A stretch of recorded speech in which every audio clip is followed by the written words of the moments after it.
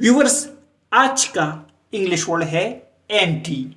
Anti का क्या मतलब है, आइए सीखते हैं इस छोटी सी वीडियो में। व्यूअर्स, जो भी नए हो तो चैनल को जरूर सब्सक्राइब करें। एंटी एंटी का मतलब है मुखालिफ या हरीब। आइए इस वर्ड को सेंटेंसेस में इस्तेमाल करते हैं। That's why you are so anti other people smoking.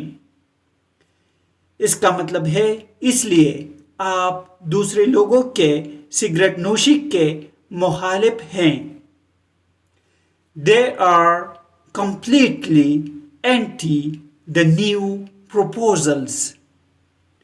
इसका मतलब है वो नए तजावीज़ के बिल्कुल मुखालिफ है। Proposals means तजावीज़।